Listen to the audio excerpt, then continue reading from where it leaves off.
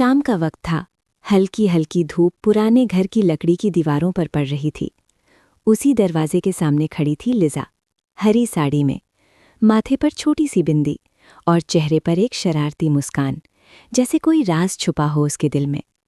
वो एक आंख से हल्का सा इशारा करते हुए मुस्कुरा रही थी, जैसे किसी का इंतजार कर रही हो। लिजा हमेशा से अलग थी। वो ज्यादा बोलती नहीं थी, लेकिन उसकी आंखें सब कह देती थीं।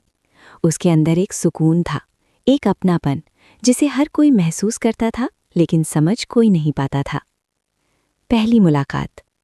एक दिन उसी पुराने घर के सामने एक लड़का आया, आरव। शहर से आया था, अपने काम के सिलसिले में। जब उसने पहली बार लिजा को देखा तो बस देखता ही रह गया। वो मुस्कुरा रही थी, वही एक आंख बंद करके हल्का सा इशारा, जैसे कह रही हो, तुम आ गए, मैं इंतजार कर रही थी। आरव थोड़ा घबरा गया, लेकिन दिल में कुछ अजीब सा महसूस हुआ, जैसे वो लिजा को पहले से जानता हो। धीरे धीरे बढ़ता रिश्ता। दिन बीतने लगे। आरव हर रोज किसी न किसी बहाने से वहां आने लगा।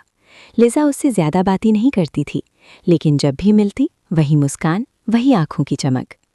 एक दिन आरव ने हिम्मत करके पूछ ही लिया, तुम हमेशा ऐसे मुस्कुराती क्यों हो? लिजा ने धीरे से कहा, क्योंकि मैं खुश हूं, और शायद तुम्हें देखकर थोड़ी ज्यादा। उस दिन पहली बार आरव का दिल सच में धड़क उठा। प्यार का एहसास।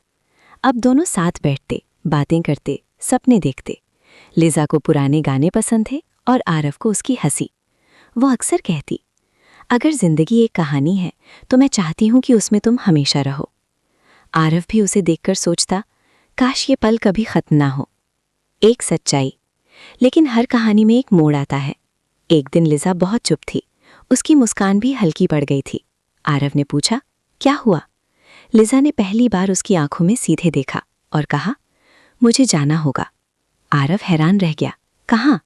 लिजा ने धीमे से कहा, जहां से मैं आई थी, मैं यहाँ हमेशा के लिए नहीं थी। आरव समझ नहीं पाया, लेकिन उसके दिल को दर्द महसूस होने लगा। बिछुड़ना। अगले दिन लिजा वहां नहीं थी। वही दरवाजा, वही जगह, लेकिन लिजा नहीं। बस एक छोटी सी चिट्ठी मिली।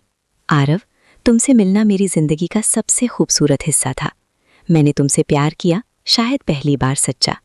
लेकिन कुछ कहानियां पूरी नहीं होती, फिर भी वो अधूरी होकर भी सबसे खूबसूरत होती हैं। मुझे याद रखना, मेरी मुस्कान में। लिजा, ग्रीन। आखिरी एहसास। आरव आज भी कभी कभी वहां जाता है। उसी जगह खड़ा होकर आंखें बंद करता है, तो उसे महसूस होता है जैसे कोई पास खड़ा है। हल्की सी हंसी और एक आंख बंद करके वही इशारा। लिजा शायद चली गई, लेकिन उसका प्यार, उसकी मुस्कान आज भी वही है। कुछ कहानियां खत्म नहीं होती, वो बस दिल में हमेशा के लिए बस जाती हैं। लिजा के जाने के बाद आरव की जिंदगी जैसे रुक सी गई थी। वो हर रोज उसी पुराने घर के सामने जाता, वही दरवाजा, वही जगह, लेकिन अब वहां सिर्फ खामोशी थी। लेकिन एक अजीब बात थी, जब भी आरव वहां खड़ा होता, उसे महसूस होता कि कोई उसे देख रहा है, जैसे लिजा अब भी वहीं हो। रहस्य की शुरुआत। एक दिन आरव ने तय किया कि वो इस रहस्य को समझेगा। वो घर के अंदर चला गया। अंदर सब कुछ पुराना था, लकड़ी की दीवारें, पुरानी तस्वीरें और एक कोने में रखा एक बहुत पुराना एल्बम।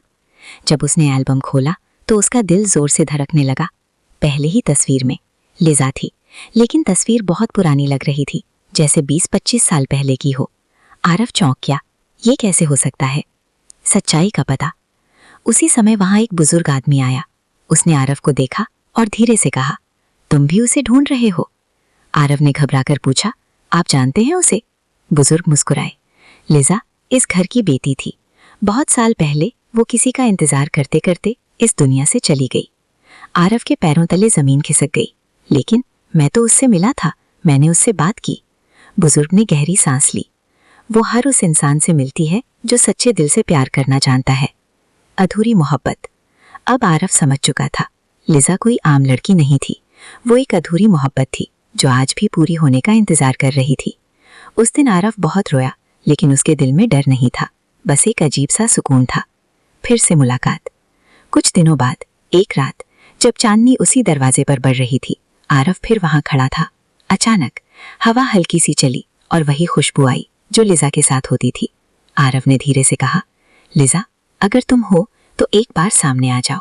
और फिर धीरे धीरे वही हरी साड़ी, वही मुस्कान और वही एक आंख बंद करके इशारा। लिजा उसके सामने थी।